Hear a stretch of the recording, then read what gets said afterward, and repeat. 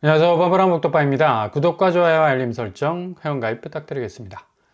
이번 주가 시작이 되자마자 가장 우려했던 부분이 예상대로 터져나오기 시작을 하고 있습니다. 바로 환율 1380원 터치. 무슨 미식 축구도 아니고 이렇게 야금야금 파이를, 그것도 고강도로 되감기를 한 적이 있을까라는 생각이 들 정도로 환율 폭등 사태는 지난주 이미 이와 똑같은 그림을 충분히 연상시켰을 정도로 강하게 치고 나왔었죠. 특히 한은이 기준금리 인하를 한 시점과 맞물리면서 원래 금리를 내리면 자국 통화 가치는 내려가게 되어 있는데 미국은 이게 거꾸로 가고 있는 거고, B컷으로 쳐냈어도 자국 미국 달러 가치는 올라가. 반대로 한국은 원화 가치가 3년 만에 중앙은행이 심사숙고 끝에 기준금리 내리면서 내리막길로 서서히 내려가고 있죠. 달러 대비 원화는 상당한 고전을 하고 있는 와중에 있습니다. 이 문제는 추세라는 건데 10월 8일, 그러니까 대략 열흘 전부터 시작된 환율 추이는 상당히 극적인 이 터닝 포인트를 가지고 엄청나게 밀려 올라가고 있는 걸 볼 수가 있죠. 10월 8일 1344원에서 스타트를 끊었는데 일주일이 지나면서 1365원, 10월 15일 분위기 심상치 않음을 보여줬고, 이틀도 안 돼서 1370원을 터치, 그러다가 다시 일주일도 안 돼서 1380원대 깃발을 꽂고 있는 걸 볼 수가 있다는 얘기죠. 1380원 터치에서 오늘은 더욱더 환율 추세를 밀어 올리고 있는 것으로 볼 때 1400원은 열어놔야 할 것으로 보인다는 얘기입니다. 1390원대 가뿐하게 허들을 넘어갈 것으로 보이는데,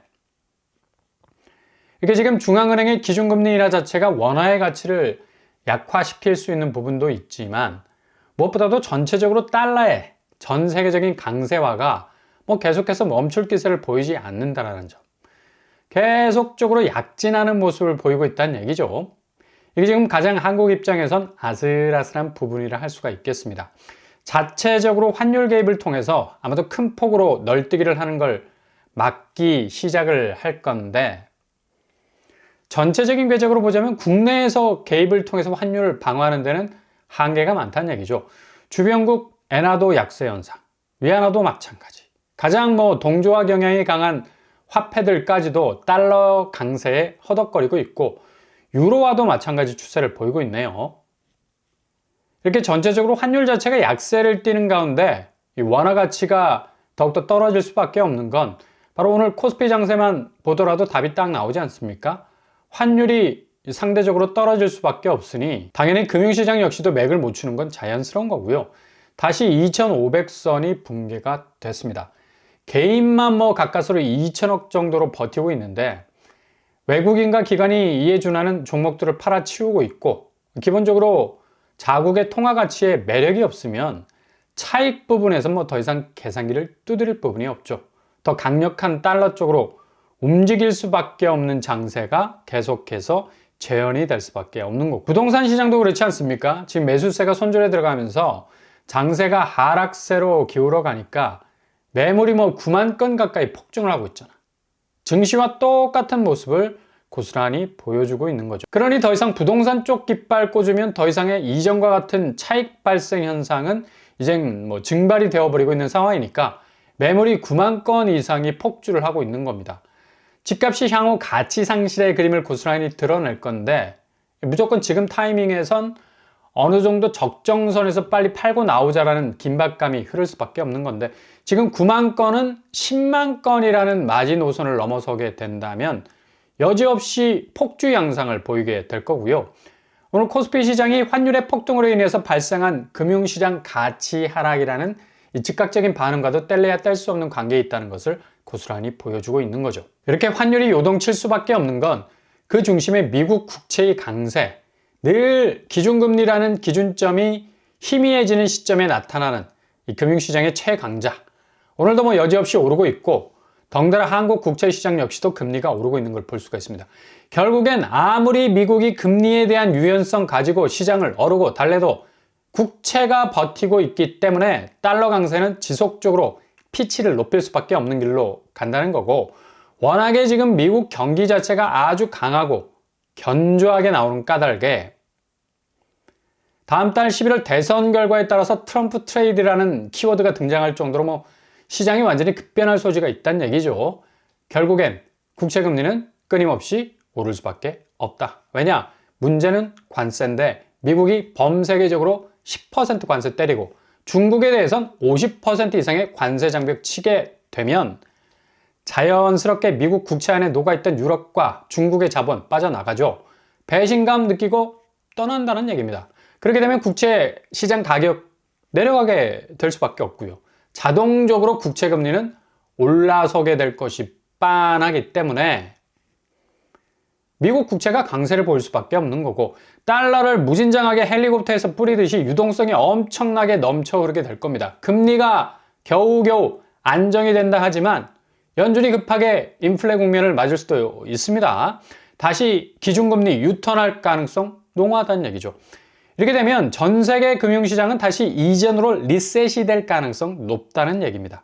이런 이유 때문에 한국 시장 거의 폭탄 맞을 가능성 높고요. 가뜩이나 이 고금리라는 상황에서 탈피하기 위해서 중앙은행이 기준금리 내렸지만 역으로 시중은행 계속해서 주담대 금리 올리고 있고 이런 펌프질을 할 수 있는 거 당연히 국고채 금리가 비상하게 돌아가는 바람에 은행채, 코픽스까지 연동해서 움직이고 있는데 환율까지 이렇게 빨간불이 들어오게 되면 해법이 없습니다. 금융시장에서 대기업들의 밸류업은 고사하고 지금 밸류 다운 현상이 계속해서 벌어지는 것도 이런 주변의 압박감이 계속해서 하향 쪽으로 방향을 틀고 있기 때문인데 삼성전자 오늘도 59,000선을 넘기가 힘겨워 보이고요. 하이닉스 역시도 오름세가 미미해 보입니다. 여타의 다른 기업 가치들도 증시에서는 고전을 면치 못하고 있는 걸 볼 수가 있죠.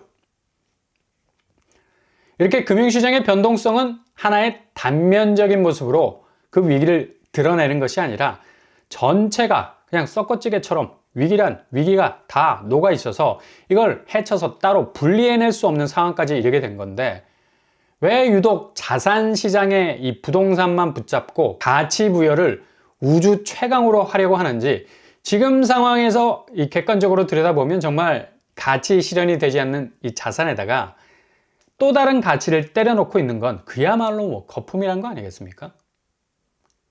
그러니 제일 위험한 자산이 지금 부동산 쪽이란 얘기죠. 언제 터져도 전혀 이상할 것이 없는 실체 없는 자산시장이 될 수밖에 없다는 얘기고요. 그런데도 내년에도 이해할 수 없는 정책 대출 55조 원 얘기까지 흘러나오고 있습니다. 디딤돌, 버팀목 대출이라는 명목으로 50조 이상의 유동성을 공급을 한다는 계획 아래 주택도시기금 범위를 이 정도 수준에서 맞출 것이라는 얘기들도 나오는데 이 정도 규모에서 정책 대출이 집행이 될 거 어느 정도 확실해 보이고요. 과연 지금 상황에서 디딤돌 버팀목 대출이 주담대 60%를 차지할 정도로 폭주를 했었는데 다시 연료를 투입해서 퍼진 차를 달릴 수 있게 한다면 상당한 리스크가 발생할 가능성도 높아 보입니다. 이미 도로는 끊어져 버린 막다른 길밖에 없는 상황에서 풀 악셀 밟을 수 있는 올해와 같은 대출 폭주가 이어지게 된다면 시중은행은 정책 대출 대비 주담대 금리를 더 올려야 할 상황도 발생할 수 있다는 얘기죠. 결국 정책 대출에서 늘어난 대출 총량이 민간 은행까지 확대되지 못하도록 한다면 시중은행은 금리를 올릴 수밖에 없는 거고요. 세계 금융 환경이 급변하는 상황에선 저리의 정책 대출 자금 55조가 시중에 풀린다면 정말 이거 하나하나가 시한폭탄이 될 가능성도 높아질 수 있다는 얘기입니다. 가뜩이나 DSR 3단계까지 끌어올릴 계획과는 좀 엇갈리는 부분이 분명 많은 것으로 보이고요. 집값은 다시 엄청난 혼란 속으로 들어갈 가능성 불을 보듯 뻔하죠. 아니 지금 금융시장과 경기 침체 부분에서의 위기가 쓰나미 몰아치듯 몰려오고 있는데 부동산만 붙잡고 유동성을 확대한다는 건 거의 지금의 위기 자체를 외면하는 것 아니겠습니까? 지금 대기업들이 일사불란하게 움직이는 모습과는 좀 대조적이죠. 포스코도 희망퇴직을 이미 시행을 하고 있고요. 철강, 사무직도 사실상 첫 포함 대상이 돼서 구조조정에 속도를 내고 있습니다. 그 정도로 지금 대기업들이 이렇게 속도전을 내고 있는 것도 발등에 불이 떨어졌다는 거고 업황이 그만큼 확실히 안 좋았다는 것을 반영하고 있는 건데 KT 역시도 노사 간의 합의를 통해서 구조조정에 들어가기로 전격 결론 냈고요. 특별 희망퇴직의 시동을 걸고 있는 상황이 전개가 되고 있습니다. 공기업에서 이렇게 전격적인 희망퇴직이 시행이 되는 것도 이례적인 일이고요. 그 정도로 상황이 급박하다는 얘기죠. SK 역시도 임원을 20% 정도 감축하기로 결정을 하게 됐는데요. 지금 하이닉스 쪽은 상당히 선전을 하고 있는 상황, 통신 관련 부분은 이렇게 파일을 줄이고 있는 것으로 드러나고 있습니다. 그만큼 작은 부분에서 경색 국면을 대비하겠다는 스탠스로 충분히 비춰질 수 있겠고요.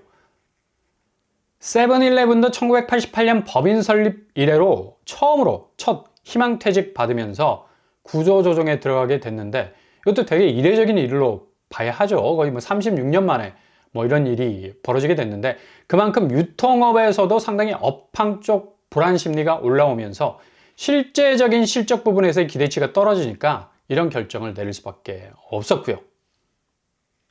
삼성전자는 최근에 오만전자로 내려간 이후에 상당한 위기감을 느낄 수밖에 없어서 본격 구조조정에 들어가기 시작을 했는데 고강도 임원 교체, 사장단 대규모 물갈이가 전망이 된다는 얘기죠. 이렇게 삼성전자가 부진하다는 사실 자체만으로 지금 한국 경제 자체에 상당히 심각한 빨간불이 들어온 걸로 받아들일 수밖에 없다는 얘기인데 부동산 시장은 너무 무감각한 상황이 계속 진행이 된다는 얘기입니다. 상가는 공실, 중소기업은 이미 위기선상에서 더 밀려나 있고 이렇게 대기업은 구조조정이 불일 듯 번져가면서 경제위기 국면은 확산이 되어 가는데 유일한 태양과 같은 부동산 가치는 코스피가 오늘도 내려앉고 있는 상황에서도 여전히 견고할 수 있다는 이상한 희망 회로가 여전히 돌고 있다는 것 자체가 장세의 파행이 상당히 심각할 수 있다는 것으로 결론이 날 수밖에 없는 건데 당장 오늘 환율만 보더라도 답이 딱 나오지 않습니까? 결국 통화 가치는 떨어지고 반대로 자산 가치가 올라가는 구도의 공식은 이미 깨져버렸습니다. 기업이 위기감을 느끼고 금융시장이 지지부진. 게다가 부채는 목까지 차올라오는 와중에 재차 올해와 같은 수준의 대출이 내년에 풀리게 된다면 위기는 더 극강으로까지 치달을 가능성도 있어 보인다는 얘기죠. 이미 부채 문제로 내수 경기 침체와 생산성 약화라는 게 오고 있는데 상당히 하반기 집값 구도는 이제 유동성을 계속해서 공급을 한다 해도 더 이상 하락 추세는 막을 길이 없을 정도로 극도의 대외 환경 변화는 한국 금융시장을 더욱 압박할 가능성이 높아서 리스크는 한층 더 쑥 하고 올라올 가능성 높겠습니다. 그러니 최대한 현금 확보하시면서 큰 빚 지지 말고 차분히 기회를 노리신다면 저점에서 내 집 마련 충분히 할 수 있는 찬스 분명히 올 겁니다. 한국에서 주거비용 적게 드는 게 돈 버는 겁니다.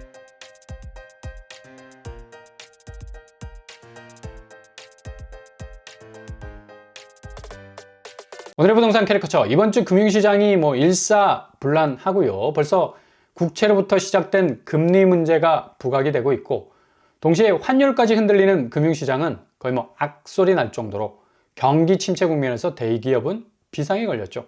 상당 부분 위기감은 더욱 고조되면서 부동산 시장 내년 또 한 차례의 유동성 공급 이 변수가 될 수 있을 것 같지만 이게 적극적일 수 없는 건 내년 금융시장이 급변할 가능성이 높기 때문에 오히려 이런 계획들이 더욱더 감소되고 감축되고 또 위축될 가능성도 있어 보입니다. 오늘도 응원합니다. 항상 여러분의 길이 꽃길만 되실 수 있길 바랍니다. 이상 로반브라운 복덕방을 마치겠습니다. 구독과 좋아요 부탁드립니다. 감사합니다.